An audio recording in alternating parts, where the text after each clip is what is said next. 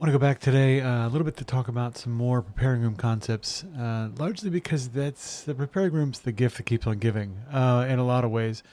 Um, Today, I want to talk a little bit about the difference between money and wealth. And for those of you financial advisors or folks that are already in the business, I'd like you to uh, listen to this episode with a kind heart. That said, there is a fundamental difference between money and wealth. And we make that distinction kind of quickly in the ritual. Um, we we tell you that money and valuables have been removed from often about your person to remind you that money could not have or wealth could not have purchased your admission here had you lacked the necessary qualifications. Um, and It's interesting because first things first, let's go between the difference between money and wealth. Money is that it's the currency and the what that represents in the location that you are. So if it's you're in the UK, it's pounds. If you're in the EU, it's euros. If you're in the US, it's dollars. Canada, same deal. Australia, same deal. South America has dozens of currencies. So anyway, the wealth is something else entirely. And wealth is not only the physical assets, the accumulated physical assets that are capable of delivering value, it's also the intellectual assets, process, understanding, vocab, lexicon, all of those are forms of wealth.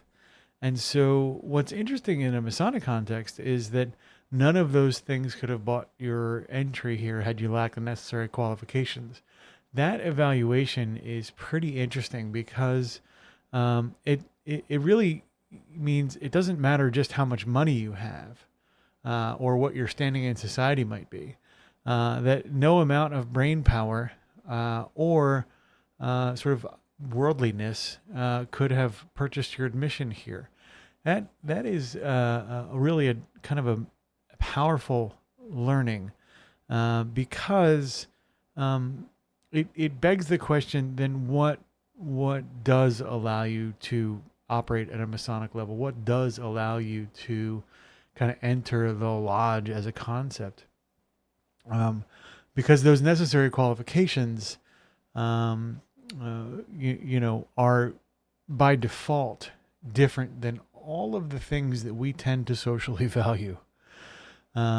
So I would invite you to reflect on this because we get tied up, I think, a lot with the idea of money, wealth, and all of that kind of thing. Socially, it's simultaneously, worshipped and demonized as the root of all evil. We tend to take those with social status or with the wealth that accumulates or the money it accumulates with social status and put them on a pedestal for lots of reasons. So as you're sitting there figuring out what the necessary qualifications are, and you may spend an entire lifetime trying to figure out what that is, because the more I reflect on it, the more it's if it's not what you know, and it's not what you have, then what is it? There is, and then could anyone fail that test? Starts to become a meaningful question, right? If it's not what you know, for example,